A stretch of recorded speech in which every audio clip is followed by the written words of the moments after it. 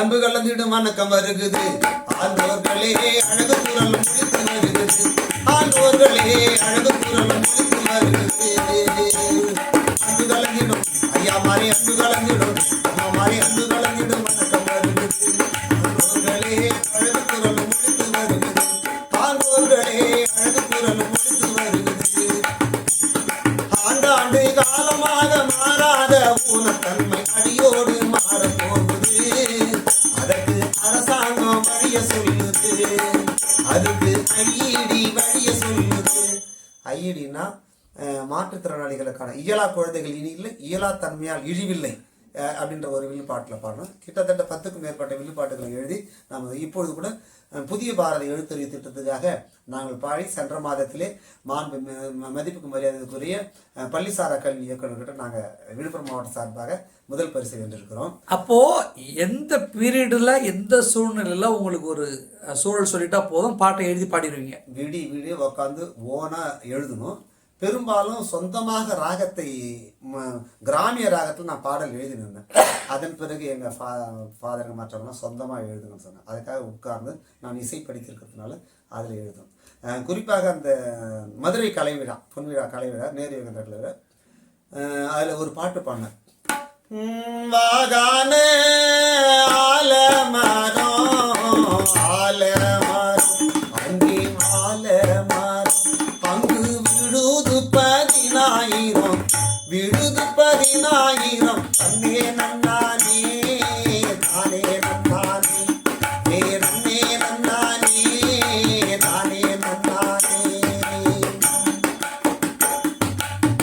காத்திருந்த சேதி எல்லாம் சேதி எல்லாம் அந்த சேதி எல்லாம் நான் காத்திருந்த சேதி எல்லாம் சேதி எல்லாம் அந்த கதவுகள் சாட்சி சொல்லும் கதவுகள் சாட்சி சொல்லும் தன்னே நன்னானே தானே நன்னானே ஏ தன்னே நன்னானே தானே நன்னானே ஆகாச தந்தி மரம் தந்தி மரம் அந்த தந்தி மரம் அங்கு அணைய நீடலும் இல்லை அணைய நீடலும் இல்லை தன்னே நன்னானே தானே நன்னானே ஏ தன்னே நன்னானே தானே நன்னானே.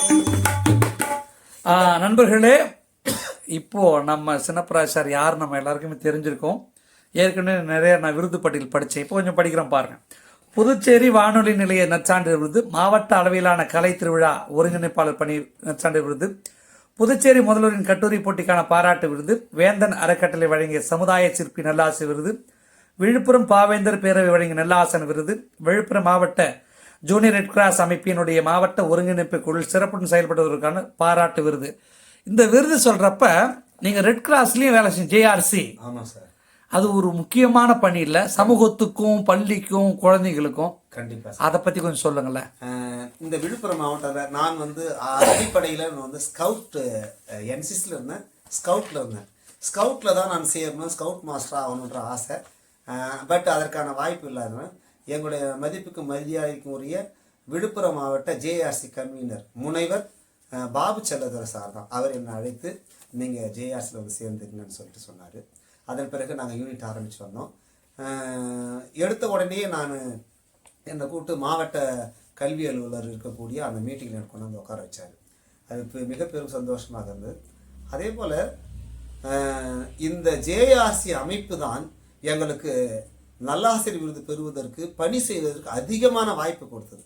கிட்டத்தட்ட 20க்கும் மேற்பட்ட ஜேஆர்சி ஆசிரியர்கள் இந்த மாவட்டத்தில் விருது வாங்கியிருக்கிறாங்க. ஒவ்வொரு ஆண்டும் ஜேஆர்சி இருப்பவர்கள் 3 பேர் 2 பேர் 4 பேர் ஜேஆர்சி இருக்கிறவங்க வாங்குவாங்க. நான் வாங்கும்போது திருவாளர் முனைவர் அன்பழகன் ரோட்டரி கிளப் தலைவராக இருக்கிறார். அவர் நான் வந்து ஒரே நேரத்தில் திருவண்ணாமலை வட்டாரத்தில் 2 பேர் ஜேஆர்சி வந்து வாங்கணும். அப்போ அந்த ஜேஆர்சியில் வந்து எல்லா விதமான பணிகளையும் செய்யும். வாக்காளர் விழிப்புணர்வு, போலியோ சொட்டு மருந்து. அதை நீங்கள் சொல்கிறப்ப தான் எனக்கு ஒரு ஞாபகம் வருது.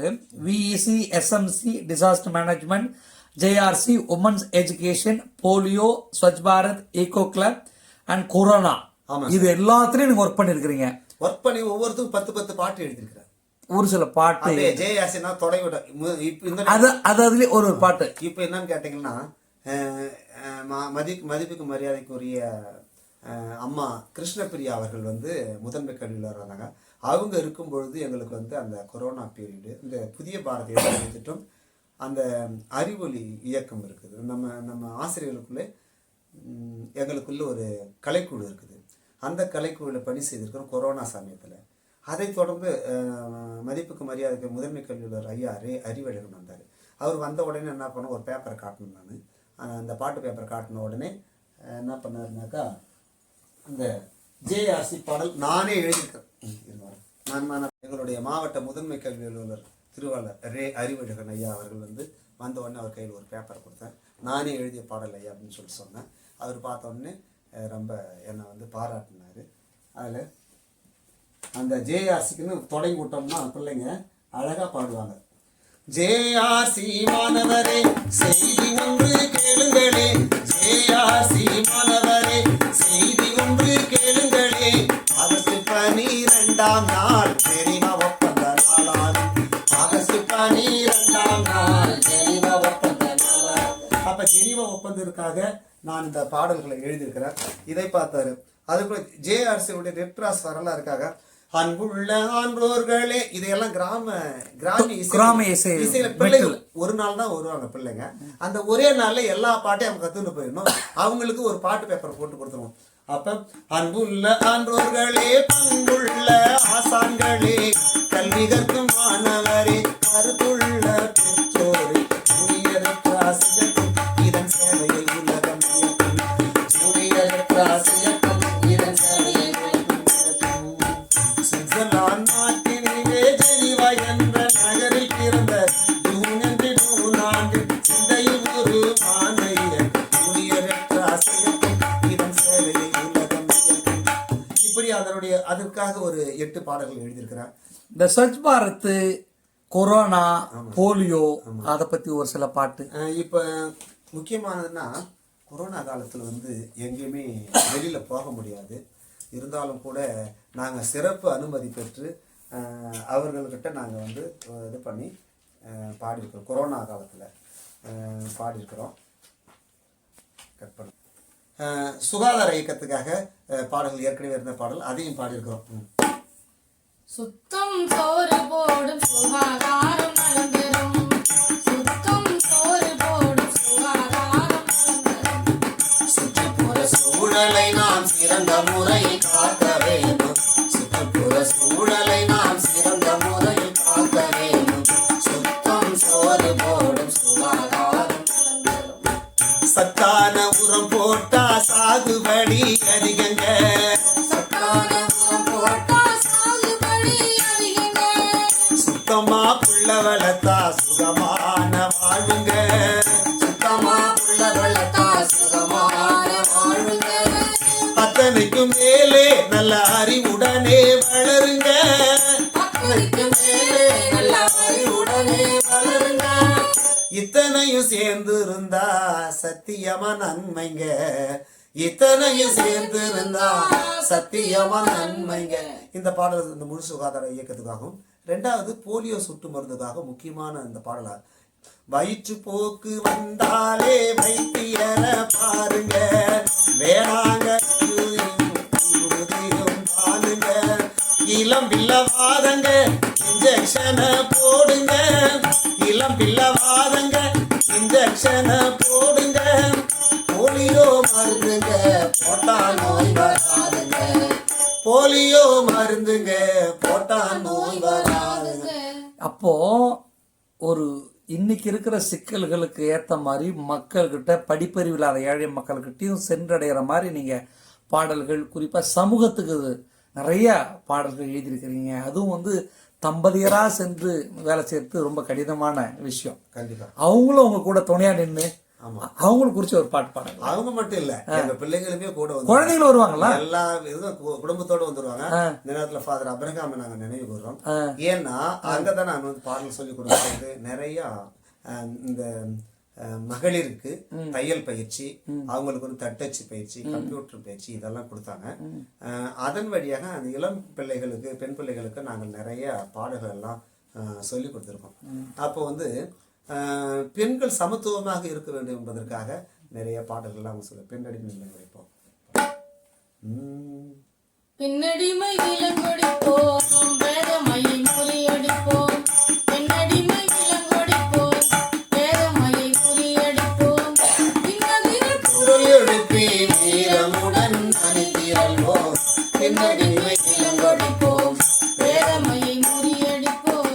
குழந்தை பெற்றுக் கொடுக்கும் கருவியல்ல பெண்கள், குழந்தை பெற்றுக் கொடுக்கும் கருவியல்ல பெண்கள்.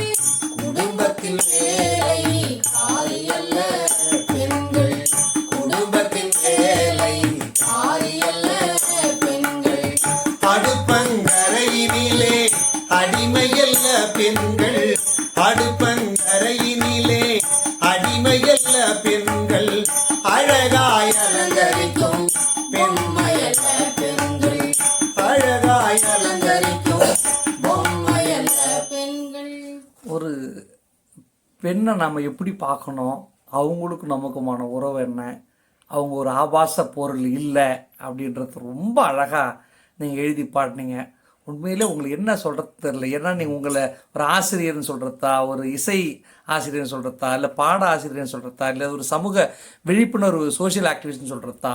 ஏன்னா எல்லா களங்களிலும் ஒரு முதல் ஆளாக நின்று இருக்கிறீங்க. குறிப்பாக அந்த இடத்துல இயல்பாகவே வந்து உங்களை விட்டுடக்கூடாதுன்னு ஒரு உயரமான இடத்துக்கு போகிற அளவுக்கு உங்கள் மாணவர்களை உற்சாகப்படுத்துறீங்க.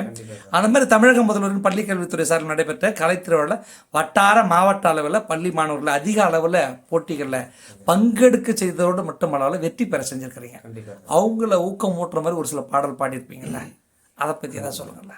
கலை திருவிழா இருக்குது, அவங்களுக்கான பாடல்கள்ன்றத கலை திருவிழாவில் நான் எழுதிய பாடல்கள் தான் அவங்க பாடினாங்க.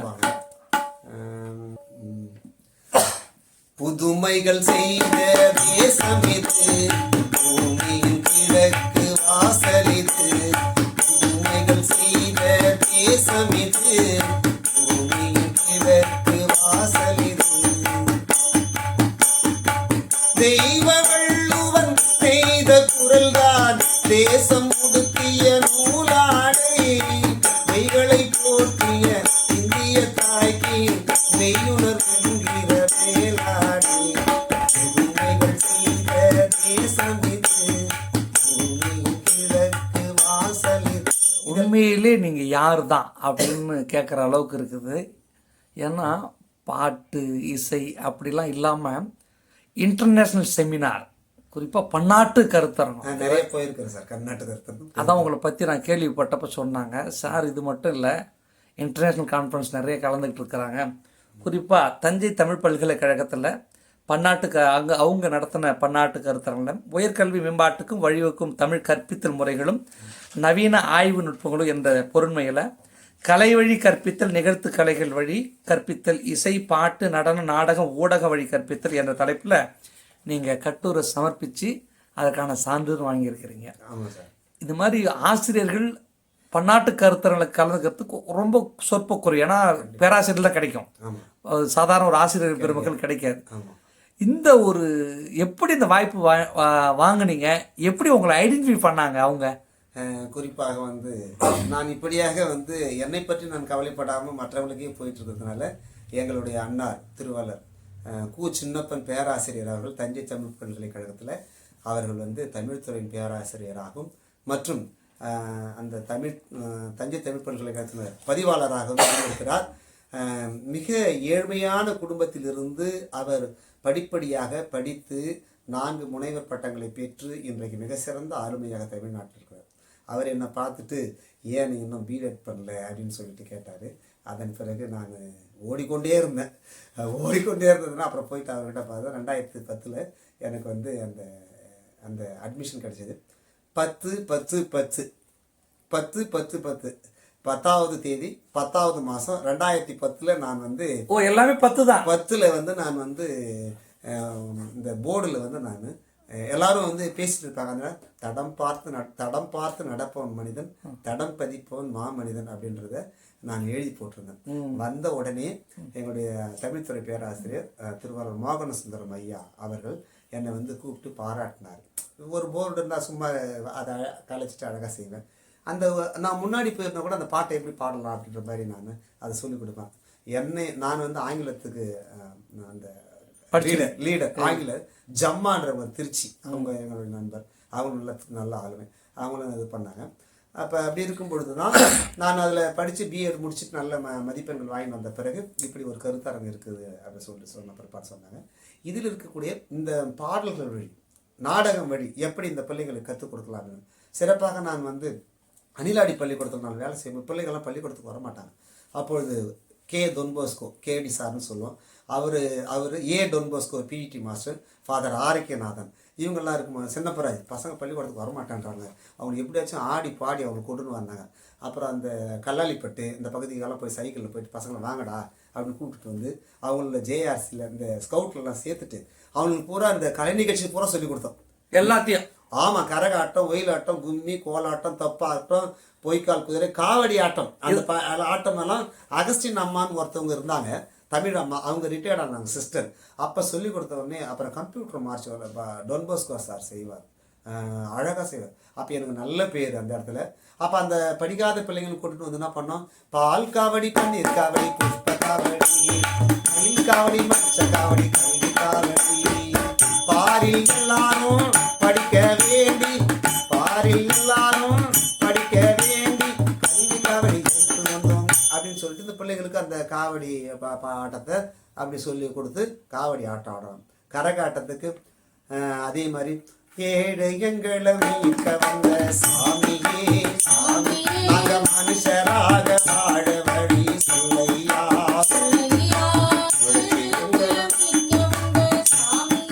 சாமியே சொல்லையா, நாங்கய்யா சொல்லையா, தான நன்னே நன்னே நானே தான நானே, தான நன்னே நன்னே நானே தான நானே, தான நன்னே நன்னே நானே தான நானே, தான நன்னே நன்னே நானே. இப்படி கரகாட்ட பாடலெல்லாம் அவங்க பாடி சொல்லி கொடுத்தோம்.